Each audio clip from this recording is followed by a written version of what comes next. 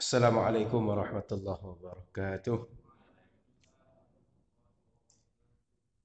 Bismillahirrahmanirrahim. Alhamdulillahirabbil alamin. Allahumma shalli ala sayyidina Muhammadin. Alhamdulillah.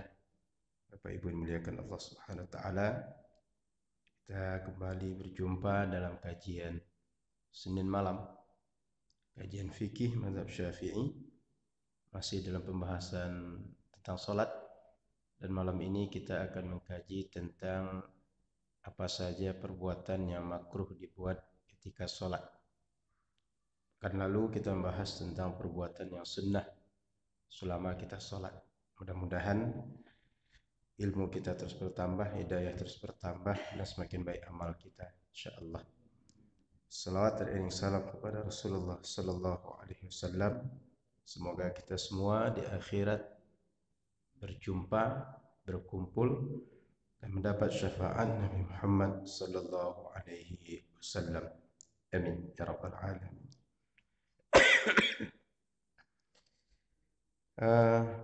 Bapak Ibu muliakan Allah Subhanahu wa taala, kita sudah berada di awal bulan Zulhijjah.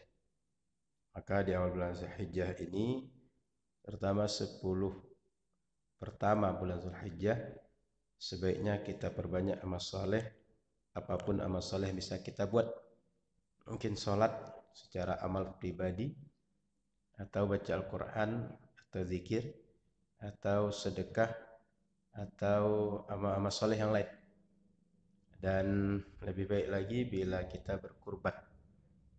Alhamdulillah, di sini ada berapa orang peserta kurban? Setara berapa sapi?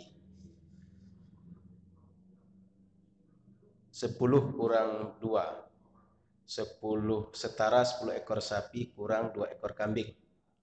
Alhamdulillah. Kami juga di Yayasan Tawakaf Umat sudah terkumpul 19 ekor sapi lebih kurang untuk prioritas daerah pedalaman dan pinggir Pekanbaru. Tadi sudah ditransfer sebagian besar untuk mulai dibeli agar nanti di Idul Adha kita punya stok penyembelihan. Ada yang Kampar Kiri Hulu seperti ke Aur Kuning, Gema, kemudian suku Talamama, kemudian suku Akit, kemudian suku Akitnya ada suku Akit Penyalai, ada suku Akit Laut di daerah Meranti, kemudian suku pedalaman lain yang bisa kita jangkau, insyaallah. Tahun lalu sekitar 22 ekor yang kita salurkan, hampir 23 ekor kerbau atau sapi. Kebanyakannya adalah sapi. Tahun ini baru 19 yang terkumpul. Biasanya injury time itu banyak yang ikut partisipasi. Baik, semoga kita semua dimudahkan Allah beramal saleh, insyaallah. Baik Bapak Ibu yang dirahmati Allah Subhanahu wa taala, apa saja yang makruh kita buat dalam salat? Makruh ini adalah ma talaba syari'u tarkahu talaban ghairi jazim. Setiap perbuatan yang dikehendaki syariat untuk kita tinggalkan, tetapi perintahnya tidak setegas yang haram. Maknanya bila kita buat masih boleh, namun lebih baik ditinggalkan. Sehingga 5 hukum yang kita kenal, ada wajib, ada mandub atau sunnah, ada mubah, ada makruh, ada haram. 4 boleh dibuat, 1 tidak sama sekali. Tapi yang 4 ini yang mesti dibuat wajib, yang sebaiknya dibuat adalah sunnah, yang sama saja dibuat dengan ditinggalkan adalah mubah, dan sebaiknya ditinggalkan sama sekali makruh. Dan harus ditinggalkan adalah haram. Hukum yang kita kenal 5. Dalam sholat juga ada makruh itu. Maka Bapak Ibu yang dimuliakan Allah Subhanahu wa taala, di antara makruh di dalam sholat itu pertama adalah al-iltifatu fi sholati bil unuq. Melengah, menoleh dengan kepala kita, tapi bukan dengan badan. Karena yang menjadi standar kita menghadap kiblat itu adalah arah dada kita. Selama kita berdiri masih dada kita mengarah ke kiblat, dihitung ini mengarah kiblat. Maka kalau ada orang menoleh kiri kanan, atas bawah, ini perbuatan makruh. Dan ini bisa menghilangkan khusyuk dalam salat. tapi tidak membatalkan. Karena kita ini sudah tabiat, semakin banyak yang kita lihat, semakin banyak perhatian, semakin banyak pikiran. Semakin fokus yang kita lihat, semakin tidak terganggu, tak terpecah pikiran kita. Itu siapapun begitu.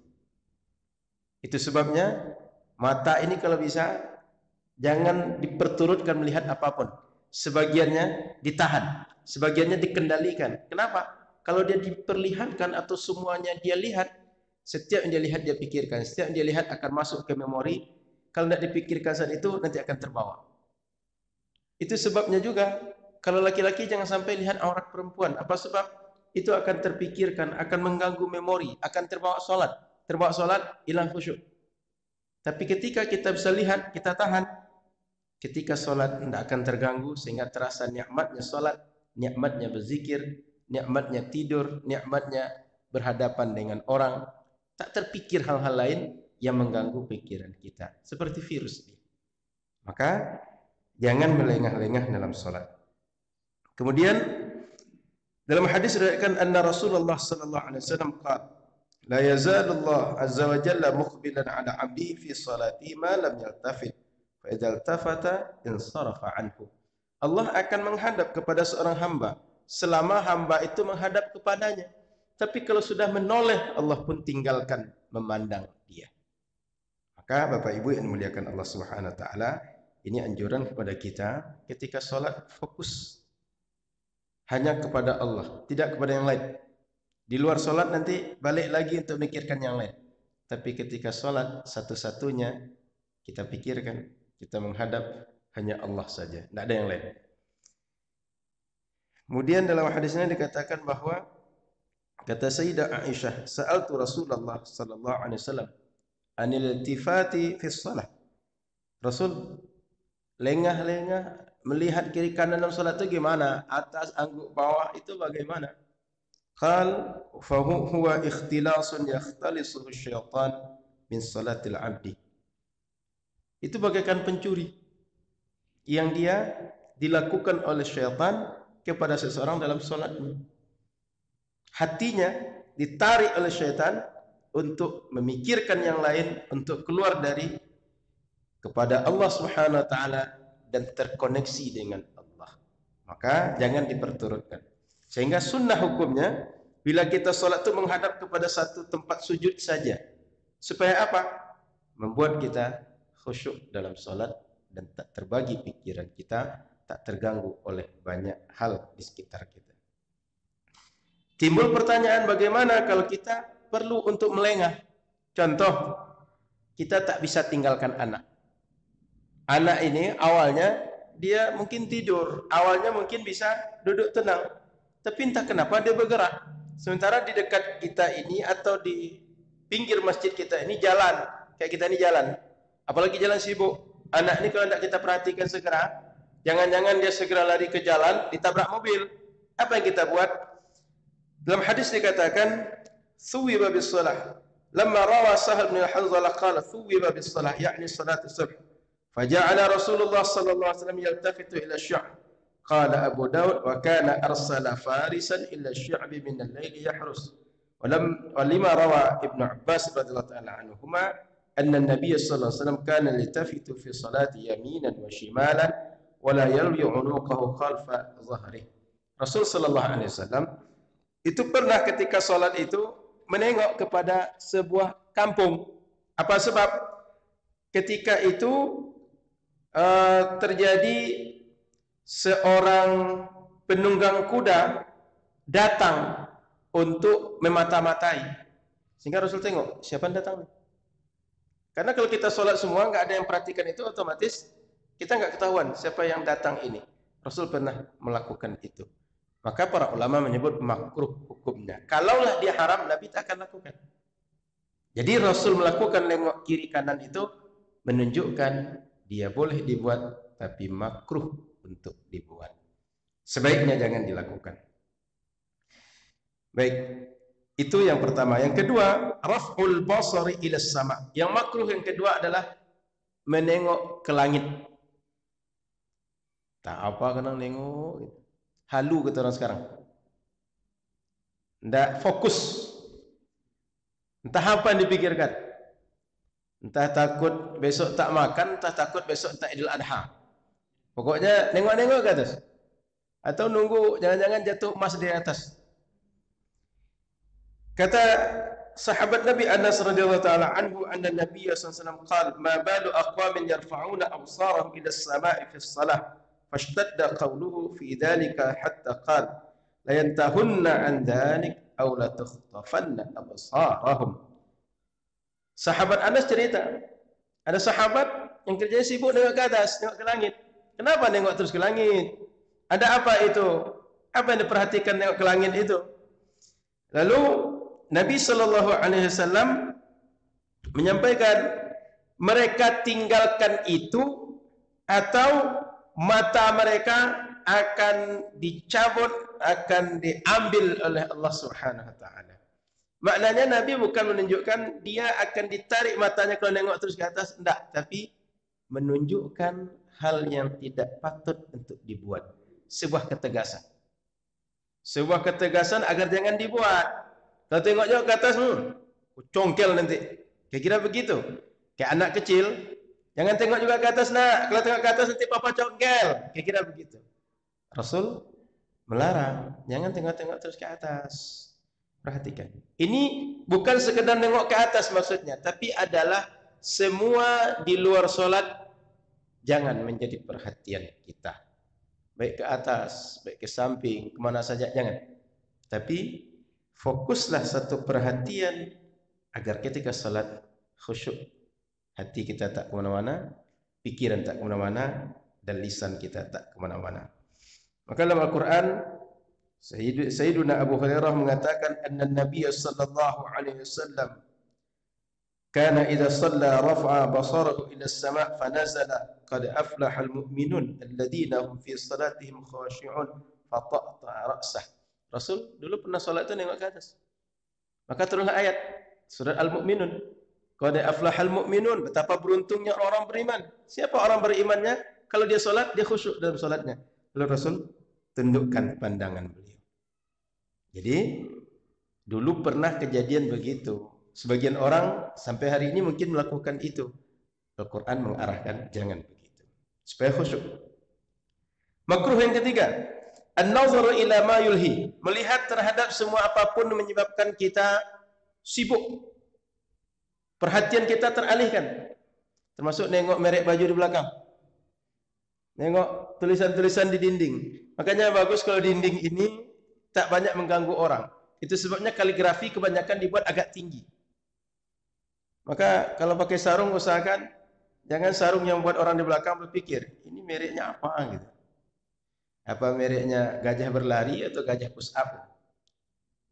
Kan banyak dulu, ada gajah duku dan macam-macam. Sehingga kadang-kadang dulu ada baju itu, baju kaos, tulisannya macam-macam. Tentang anak muda, tentang ekonomi, tentang dapur, tentang nostalgia sekolah, reuni, tentang kampung, macam-macam. Tulisan belakang itu. Sehingga kalau orang sholat kerjanya macam baca skripsi atau baca buku novel. Tengok samping, lain lagi tulisan. Satu lagi, lain lagi tulisannya. Sehingga ketika sholat itu, satu-satunya yang tak diingat adalah Allah. Tulisan baju itu semua dibacanya. Lalu lagi ditengok, ini dasar bajunya bagus nih, branded atau tidak. Ini kotak-kotaknya nampaknya kurang serasi warnanya. Bagus kalau yang sebelah sana merah, yang itu biru gitu. Dan dulu orang-orang tua kita kalau pakaian sholat itu mereka khususkan. Tidak setiap pakaian dibawa untuk sholat. Itulah sebabnya orang Melayu ini kalau sholat dia pakai kain sarung. Pakai baju ada teluk belanga atau baju koko atau baju gamis atau baju jubah, dan ibu-ibu pakai mukena. Dulu mukena ibu-ibu itu putih semua kan, Bu? Sekarang baru macam-macam. Tidak kalah heboh dengan motif kain sarung bapak-bapak. Sehingga kalau sudah sholat itu warna itu beragam betul. Sampai bingung mata menengok. Jadi banyak amalan yang dulu orang tua-tua kita membuat, secara dalil kita nggak akan dapat dalil langsung. Tapi sebenarnya dia adalah mengamalkan dalil supaya kita tak teralihkan perhatian kita, tak hilang khusyuk kita dalam salat dari segi pakaian. Maka ada kisah Sayyidah Aisyah cerita, karena Nabi sallallahu alaihi wasallam yusalli wa alaihi khamisah dzatu a'lam. Nabi pernah salat, lalu nengok ada baju, ada kain, yang di kain itu punya gambar-gambar. Qal falamma faragha qal alhadni hadhihi. Selesai salat kata Nabi, ini pakaian ini membuat pikiranku menjadi teralihkan. Sibuk pikiranku gara-gara itu. Apa kata Nabi? Idhabu biha ila Abi Jaham wa atuni bi ambijaniyati. Disuruh pergilah ke tukang jahit namanya Abu Jaham, lalu di sana potong dua. Setelah dipotong baru dibawa lagi kepada Nabi. Supaya apa? Gambar tadi tak lagi utuh, gambar tadi tak lagi mengganggu pikiran, tak mengganggu pandangan. Sehingga Nabi pernah menyuruh agar gambar yang biasa mengganggu Nabi kalau nampak dalam sholat, Nabi akan teralihkan perhatian dengan kain yang bergambar itu. Maka Bapak Ibu yang dirahmati Allah Subhanahu wa taala, sebaiknya dalam sholat kita pilih pakaian yang khusus yang tidak menyebabkan kita lalai, orang lain pun jangan.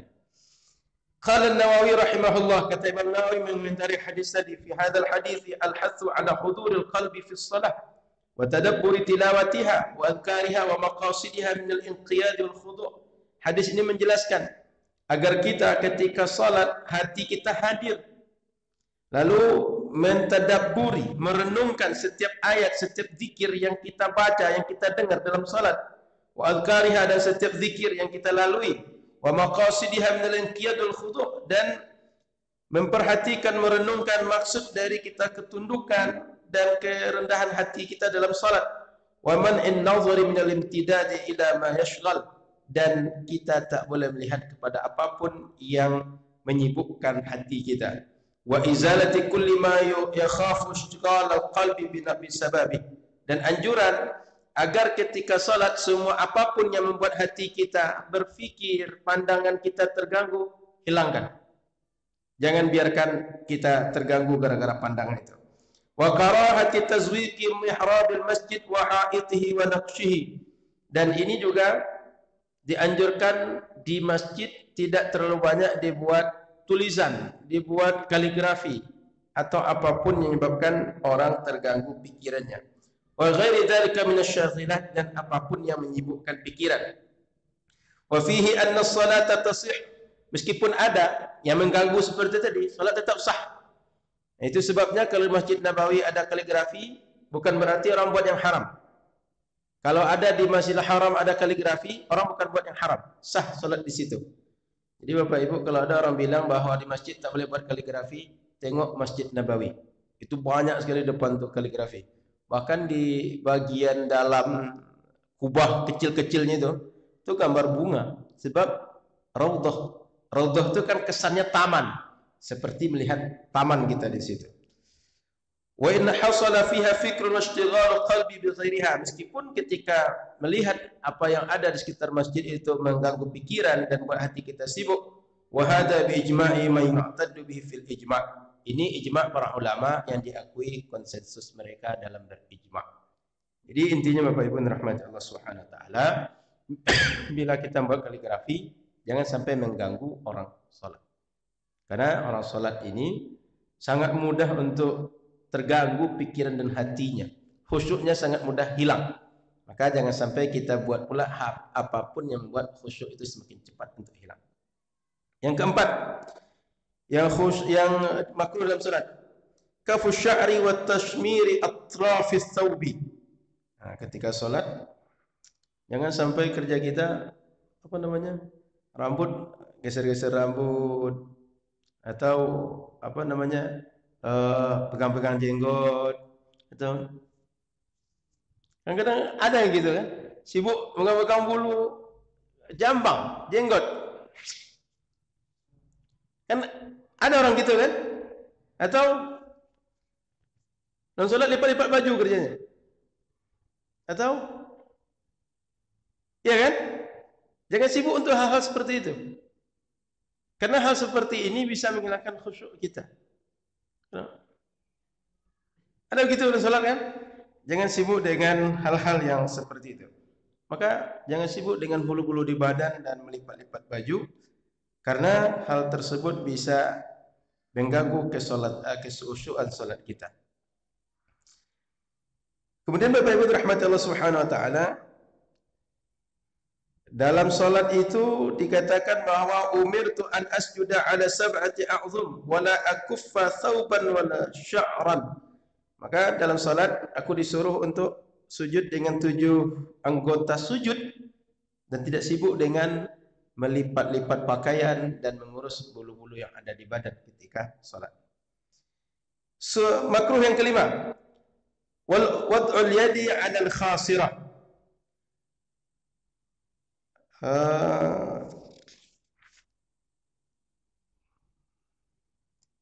Khasirah ini apa Ustaz? Apa bahasa Arab khasirah ini? Saya lupa.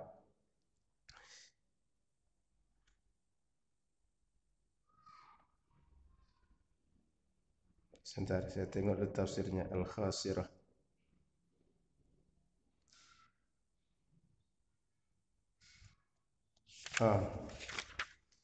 Dalam salat makruh hukumnya apabila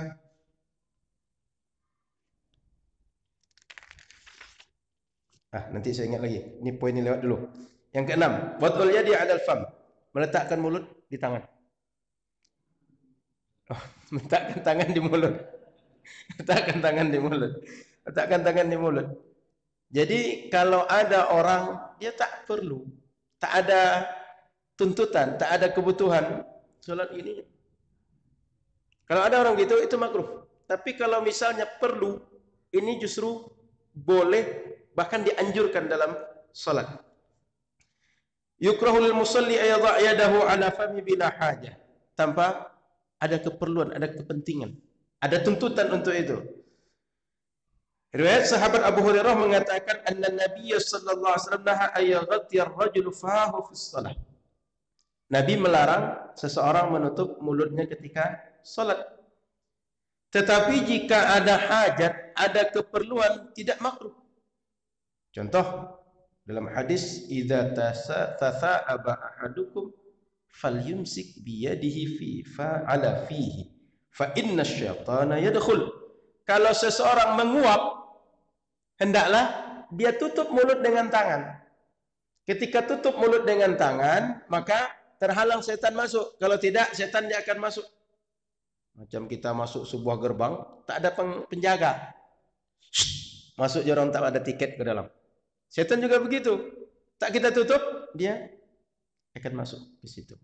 Maka Bapak Ibu muliakan Allah Subhanahu wa taala, di zaman pandemi kalau kita pakai masker itu tidak makruh, justru dianjurkan karena berdasarkan ilmu para ahli medis cara mengamankan diri dan orang aman dari kita dengan masker. Yang tidak diperkenankan atau dia makruh itu kita nggak ada hajat, cuma naruh tangan aja atau naruh pakaian. Kan kadang ada orang bawa sorban dan sholat digulung di leher dengan tertutup itu. Kalau tidak ada keperluan baru makruh. Tapi bila dia ada kepentingan, ada hajat, ada keperluan, dia boleh, bahkan dianjurkan seperti dalam hadis Nabi sallallahu alaihi wasallam. Dalam hadis lain dikatakan idza tafa'aba ahadukum fis shalah, apabila seseorang di antara kalian dia menguap dan saat itu sedang salat, falyaruddahu mastata', hendaklah dia tahan semampu dia sehingga tak jadi menguap. Fa inna ahadakum idza qala ha dhahika syaitanu minhu. Kan gitu biasanya. Kalau orang bicara begitu atau sampai begitu menguap, syaitan akan tertawa sebab perbuatan kita tadi. Takluk kita oleh dia. Karena menguap itu datang dari syaitan. Sehingga kalau menguap dianjurkan berwudu. Yang sunnah ketujuh, mashul hasa. Main-mainkan, kalau dulu di Masjid Nabawi itu kan tempat sujud langsung tanah, pasir. Sehingga main-main pasir-pasir yang kecil itu. bermain hal-hal yang di masjid berserakan atau ada debu, ada sampah kecil atau apa saja yang ada sekitar kita berserakan di masjid, main-mainkan itu makruh hukumnya. Maka Bapak Ibu rahmat Allah Subhanahu wa taala, hari ini kita mungkin tak ada lagi sekarang. Sebab masjid kita sudah berkarpet, berkeramik bagus. Kalau dulu atau sebagian tempat mungkin kita sholat di lapangan, sholat tempat yang lain ada hasa itu. Kata Nabi, la tamsahil hasa wa anta tusalli, fa in kunta la budda fa'ilan fa wahidah taswiyatan lil hasa. Dalam salat jangan sampai main-main hasa, main-main memegang pasir-pasir atau seperti kerikil itu ketika sedang salat. Kemudian makruh selanjutnya tegak sebelah kaki.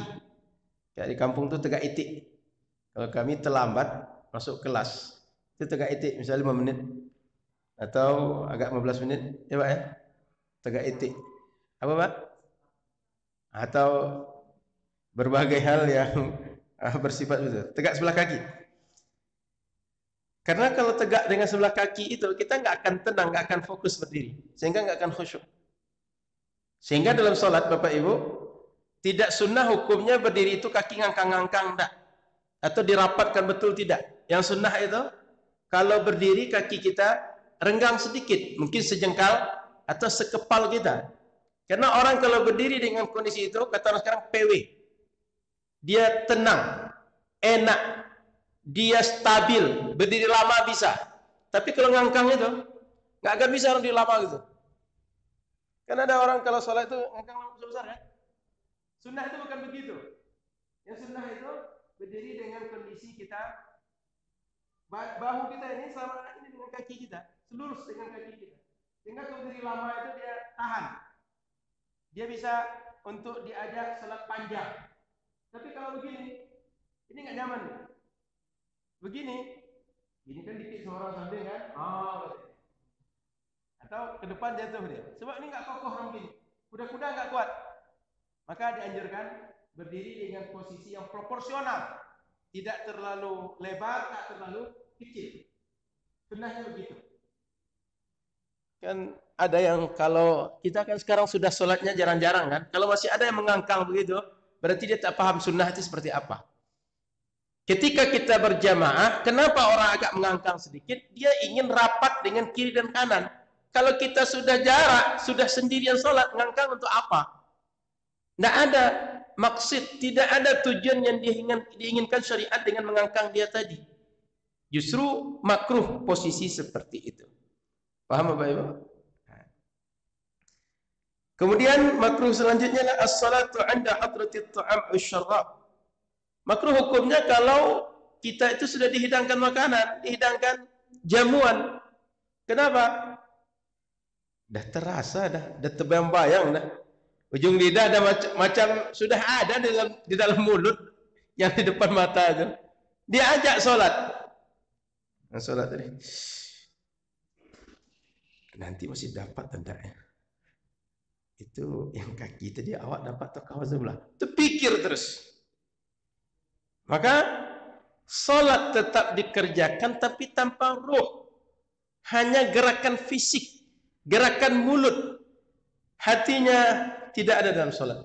Sementara kata Imam Nawawi tadi, dianjurkan dalam satu hudurul qalbi. Hati kita hadir dalam sholat kita. Sehingga Bapak Ibu rahmati Allah Subhanahu wa taala, illah kenapa makruh itu tatuku nafsuhu ilaihi. Ingin makan dia. Enggak ngiler kata orang kita sekarang. Wa tatalla'a ilaihi. Terus terpikir-pikir. Siapa yang buat tadi ya?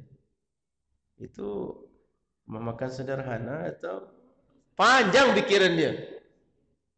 Itu yang buat mertua atau siapa yang buat tadi itu? Panjang terpikir. Sehingga sibuk dengan perkara hal tadi. Wal karahatu idza tas'al waktu, tapi perlu diingat makruhnya itu bila waktu lapang. Jangan sampai waktu sholat cuma tinggal 5 menit, makanan dihidangkan makan pula dulu, sehingga tak bisa sholat lagi. Bukan begitu maksudnya. Ini bila waktu sholat masih panjang, lapang, ada makanan, dan makanan itu sudah dihidangkan pula di depan mata pula. Ini yang dimaksudkan makruh salat dalam kondisi seperti itu. Kata Sayyidah Aisyah, la yusalli, Rasulullah beliau mendengarkan Rasulullah bersabda, la yusalli ahadukum bi hadratit ta'am wala huwa wa huwa yudafi'ul akhbathaini. Jangan sampai seorang di antara kalian salat saat ada makanan terhidang atau sedang menahan kebelet, kata orang sekarang. Pengen pipis ditahan, pengen buang air besar ditahan. Karena kalau sempat ditahan dalam salat, panjang betul lah kata Ustaz dibacanya. Ya tadi qul huwallahu ahad cuma dibaca, macam terasa baca surah Al-Baqarah. Kenapa? Nahan, mau kencing, mau buang air besar. Maka Bapak Ibu yang dimuliakan Allah Subhanahu wa taala, semua yang mengganggu pikiran kita dari salat itu makruh hukumnya. Yang ke-10, as-salatu 'inda hasril bauli wal ghaiti. Mirip dengan tadi, menahan kencing, menahan rasa buang air besar. Tunaikan dulu, selesaikan dulu. Kalau tidak, khawatir dalam salat itu terus yang pikiran kita, badan kita tak enak dan seterusnya. Yang ke-11, al-mubalaghatu fi khafdir ra'si fi ruku'.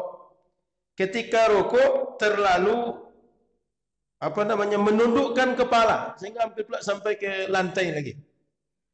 Tidak sebaiknya begitu. Karena orang kalau terlalu rendah bisa tengok pula orang belakang. Macam-macam pula yang nampak nanti. Maka oleh karena itu tidak terlalu berlebihan dalam rukuk. Kan sudah dibuat batasan, sudah dibuat ukuran. Yang ke-12, as-salatu fi halatin nu'as, terlalu mengantuk. Kadang kalau ngantuk dikit-dikit panjang betul bacaan imam, padahal baca cuma inna a'tainakal kautsar. Kenapa? Saking ngantuknya. Boleh jadi di antara kita ada yang semalaman begadang sebab dia security mungkin, atau semalaman dia begadang anaknya tidak bisa tidur, yang punya anak kecil, atau berbagai kondisi yang lain, ngantuk betul. Bila kita mungkin tidur sebentar sehingga ngantuk yang sangat ngantuk tadi hilang, sebaiknya tidur sebentar baru sholat. Karena kalau sholat pun nggak akan ada hati di situ, nggak khusyuk, nggak akan bisa menikmati sholat. Maka sebaiknya dia istirahat betul sebentar. Sebab kalau ngantuk, sangat ngantuk itu, kita semua mungkin sudah merasakan. Apapun makanan paling enak nggak akan selera saat itu. Apapun yang paling indah dilihat nggak akan selera saat itu. Saking ngantuknya. Itu sudah manusiawi kita.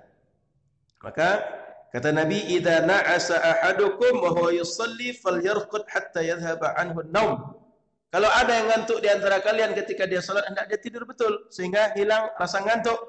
Fa inna ahadakum idza shalla wa na'is la'allahu yadhhabu yastaghfir fayasubba nafsah. Boleh jadi ketika dia salat pikirannya ke sana kemari sehingga tak jelas yang dia baca, macam orang mabuk. Sehingga dia nanti istighfar, lalu kemudian dia menyesali, apa yang saya baca, apa yang saya buat tadi. Karena tak sadarkan diri kadang-kadang kalau sudah saking ngantuknya. Maka makruh salat saat ngantuk. Yang ke-13, al-busaqu qibala al-wajhi wa 'anil yamin. Buang ludah ke depan atau ke kanan. Tahu kenapa saku kiri kita ini, di baju kiri kita ini ada saku? Tujuannya dulu untuk meludah dulu nih. Dulu untuk itu tujuannya. Sebab kalau meludah ke kanan, ke depan itu dilarang oleh syariat. Makanya ini tujuan untuk meludah dulu. Ya kan tidak mungkin diludahkan itu najis kan? Sehingga kalau ludahkan pun dia tidak najis yang keluar. Nah, maka Bapak Ibu dirahmati Allah Subhanahu wa taala, dalam hadis dikatakan anna Nabi sallallahu alaihi wasallam qala, "Idza kana ahadukum fi shalah fa inna ma yunadi rabbah." Seseorang kalau dia salat dia sedang berhadapan munajat dengan Rabb-nya. Fala yabzuqanna baina yadayhi wala an yaminih, maka hendaklah dia jangan sampai meludah ke depan atau ke kanan dia. Wa fi riwayat al-Bukhari ziyadah, fa inna an yaminihi malakan, karena sebelah kanannya ada malaikat. Wa an yasarihi walakin yasarahu aw tahta qadamih. Maka kalau hendak meludah ke kiri atau ke bagian bawah kakinya.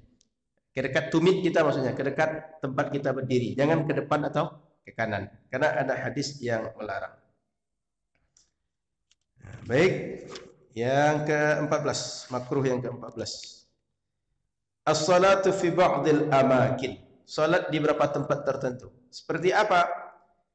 Lima zannati wujudin najasati fi ba'diha, karena ada kemungkinan tempat tersebut najis berserakan dan kita tidak tahu atau kita tak bisa hati-hati dengan najis itu. Contoh al-aswaq di pasar. Apalagi pasar itu tempatnya becek, atau tempat orang biasa jual daging, jual ikan yang najisnya kadang-kadang sulit kita kendalikan. Air kadang-kadang terpercik ke sana kemari. Atau orang kalau berjalan itu karena becek itu nanti akan kena orang di sampingnya. Atau di tempat apa namanya tempat penumpukan sampah itu? TPA. Tempat TPA atau tempat-tempat yang RPH. RPH itu tempat penyembelihan hewan itu, rumah penyembelihan hewan, tempat-tempat seperti itu. Karena kita tidak bisa memastikan tempat kita bersih sepenuhnya atau bebas dari kotoran yang berserakan, atau dekat sekitar kamar mandi. Kita nggak tahu najis sampai kemana. Atau di pinggir-pinggir jalan yang kemungkinan tempat itu orang banyak lewat dan kotor, orang tak peduli dengan kebersihannya. Termasuk juga kalau misalnya di sebagian kedai bagian toko, udah malam hari itu pusingnya minta ampun. Entah siapa yang buang air sembarangan. Nah, tempat-tempat seperti itu. Jangan sampai kita sholat di tempat itu, karena kalaulah tak ada najis tapi dia bau atau sesuatu tak menyenangkan kita secara fisik, itu kita nggak khusyuk sholat di situ. Kan bayangkan saja, kita sujud dekat kita itu pusing. Kita sujud dekat kita ada sampah, yang sampah itu mungkin ada belatung atau mungkin keluar aroma yang sangat tajam. Tidak khusyuk orang salat di tempat seperti itu. Kemudian selanjutnya as-sukut. Yukrahu sukut fi shalah illa fi hal istima'i qiraati imami. Falau sakata fi ruku'i sujudi. Panjang salat diam saja. Diam dalam artian bukan berarti tak baca bacaan salat, tapi tak membaca apapun. Hanya rukun-rukunnya saja. Padahal salat itu sepanjang salat adalah waktu berzikir, waktu berdoa, waktu istighfar, waktu munajat. Sayang kalau tak digunakan untuk berzikir. Bukan berarti salat itu harus mingkem saja tak baca apapun, bukan begitu. Tapi di waktu berzikir kita tak berzikir sama sekali. Kemudian Bapak Ibu rahmati Allah Subhanahu wa taala, makruh yang selanjutnya adalah main-main tangannya. Apa namanya bahasa Indonesianya? Tashbikil asabi' dalam bahasa Arabnya. Ginikan tangan. Itu aja. Gitu. Sibuk gitu kan tangan. Di luar salat juga makruh, dalam salat apalagi. Kata Nabi, "Idza thuwiba bis salati fala ta'tuha wa antum tas'auna wa atuha wa 'alaikumus sakinah. Fama adraktum fasallu wa ma fatakum fa atimmu. Fa inna ahadakum idza kana ya'midu ila salati fa huwa fis shalah." Jadi kalau salat kita sebaiknya apabila mendatangi salat dalam keadaan tenang, dalam salat juga begitu. Jangan sampai mendatangi salat itu tenang, dalam salat kita justru sibuk. Mendatangi salat suruh tenang, dalam salat justru enggak tenang. Mestinya salat itu tenang, mendatangi juga tenang. Jangan sampai kita sibuk oleh yang lain. Nah, ini Bapak Ibu yang dirahmati Allah Subhanahu wa taala, di antara makruh kita buat dalam salat. Silakan kalau ada pertanyaan. Hal-hal yang makruh dalam salat atau di luar itu yang terkait dengan salat. Silakan kalau Anda bertanya. Silakan. Melihat mushaf, megang mushaf. Baca mushaf dalam salat gitu ya. Baik, Bapak Ibu dirahmati Allah Subhanahu wa taala, megang mushaf itu boleh dalam salat. Tapi yang nanti perlu diperhatikan adalah saat sujud, anggota sujud kita yang 7 tetap menempel ke menempel ke tempat sujud yang 7 anggota sujud. Itu saja yang perlu diperhatikan. Sehingga nanti mungkin kita letakkan mushaf kita atau apa caranya. Maka kalau seandainya kita ingin melihat mushaf, sebaiknya punya tempat sendiri. Seperti yang dibuat tempat mushaf tahajud yang sudah mulai banyak di kita. Sebagian masjid imamnya ada tempat itu, Pak. Sehingga ada Al-Quran besar, lalu Al-Quran tadi bisa dilihat dari jarak yang agak jauh. Sebaiknya begitu, Pak. Kalau kita baca yang kecil pun tidak ada masalah. Sudah, Pak? Baik, silakan yang lain.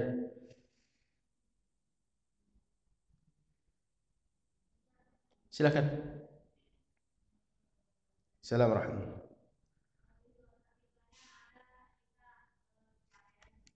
Kecapean. Baik.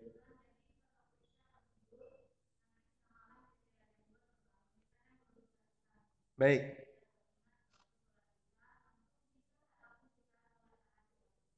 Baik. Sudah pertanyaannya, Bu? Kita kecapean, ketiduran sehingga setelah isyaknya jam 1, jam 2, jam 3. Kalau seandainya kita belum sholat saat itu, lalu kita segera sholat. Setelah sholat, apakah boleh tahajud langsung? Boleh. Jadi tahajud itu penamaan sholat bila kita dari tidur, bangun, lalu sholat. Seandainya kita tidak tidur pun sepanjang malam itu boleh kita sholat sunnah. Namanya sholatul laili, sholat sepanjang malam, sholat sunnah yang dibuat di malam hari. Sayang kalau malam hari itu mesti tidur dulu baru sholat, jangan, tidak mesti begitu. Kalau ada orang nggak bisa tidur sama sekali, mending dia sholat. Kalau seandainya dia setelah tidur dia sholat, dia lebih fresh, segar. Kalau nggak tidur sama sekali lalu sholat, kebanyakan kita mengantuk secara tabiat umum, mengantuk kita. Tapi kalau habis sholat dia habis tidur dia sholat, dia fresh, dia segar. Sehingga ketika sholat itu dia fokus dan tidak mudah untuk malas, mengantuk, hilang konsentrasi dan lain-lain. Jadi boleh. Allahu a'lam. Baik, silakan lain. Silakan, Pak. Assalamualaikum warahmatullahi wabarakatuh. Bagaimana hukumnya memejamkan mata dalam salat? Memejamkan mata dalam salat hukumnya boleh. Apalagi bagi orang yang dia tak bisa khusyuk kalau dia tak memejamkan mata. Memejamkan mata gitu. Orang yang perlu dia boleh gitu. Tapi kalau seandainya dia tak perlu, ini bisa terjadi hal makruh dengan dia. Boleh jadi di depan dia ada hal yang bisa menyebabkan salatnya batal, atau boleh jadi di depan dia ada najis, dia nutup mata nggak akan nampak. Maka melihat keadaan secara umum boleh saja untuk menutupkan mata, tapi lebih baik tidak menutupkan mata. Jika itu membuat khusyuk, boleh dilakukan. Allahu a'lam. Silakan, ada lagi yang lain?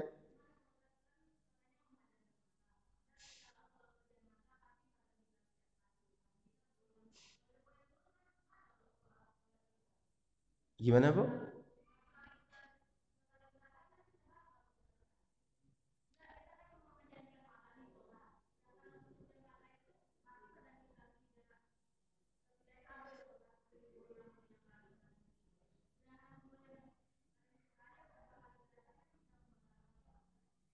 Banyak gerak membatalkan salat, betul.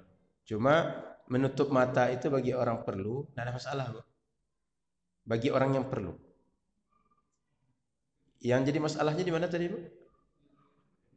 Karena Ibu jauh, kurang jelas suaranya. Yang masalahnya tadi di mana, Bu? Menutup mata itu.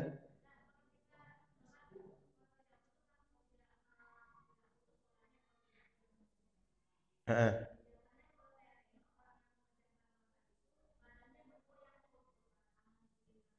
Gini-gini dia kalau gitu. Oh, baik. Mungkin kebiasaan sebagian orang. Oh, baik. Mungkin kebiasaan sebagian orang dan mungkin dia bergeraknya itu tidak sampai gerakan yang membatalkan sholat. Nah, jadi sesuai dengan kebutuhan. Artinya mungkin ada sebagian orang dia tak bisa kecuali dia menutup mata baru dia khusyuk. Nah, begitu. Jadi tidak mutlak sifatnya. Baik, silakan. Ada lagi yang lain? Tidak ada?